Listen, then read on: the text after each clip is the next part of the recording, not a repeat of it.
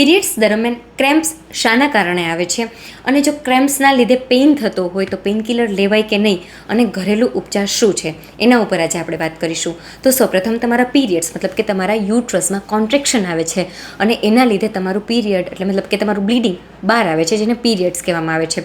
તો યુટ્રસના કોન્ટ્રેક્શન દરમિયાન જે બધું બ્લીડિંગ બહાર આવે છે અને એના લીધે ક્રેમ્પ્સ આવે છે, મતલબ કે પેઇન થાય છે. જો વધારે પડતો પેઇન થતો હોય તો તમે પેઇનકિલર અવશ્ય લઈ શકો છો. નોર્મલ પેઇન થતો હોય તો પણ તમે પેઇનકિલર લઈ શકો છો. પણ ઘણી વખત એટલો બધો દુખાવો થતો હોય છે કે કંઈ કામ કરવાની ઈચ્છા નથી થતી, મૂડ સ્વિંગ્સ આવે છે, વીકનેસ લાગે છે, બેડ ઉપરથી ઊભું થવાની ઈચ્છા નથી થતી, એટલો બધો અસહ્ય દુખાવો થતો હોય તો પણ તમે પેઇનકિલર લઈ શકો છો. ઘણી વખત તમે સાંભળેલું હોય છે કે વધારે પડતી પેઇનકિલર ના લેવાય, એના લીધે માસિક બંધ થઈ જાય છે. એવું બિલકુલ નથી હોતું. પેઇન સહન કરવા કરતાં તમે પેઇનકિલર લઈ શકો છો. એ પણ તમારા ગાયનેકોલોજીસ્ટ તમને સજેસ્ટ કરે એ જ પેઇનકિલર લેવી જોઈએ. હવે ઘરેલું ઉપચારમાં તમે શું કરી શકો? તો ઘરેલું ઉપચારમાં તમારે અડધો કપ નોર્મલ હુંફાળું ગરમ પાણી લઈ એમાં થોડું એવો આદુનો રસ નાખી અને એમાં થોડી સાકર નાખી અને તમે એ હલાવીને દિવસમાં 1 કે 2 વાર પી શકો છો.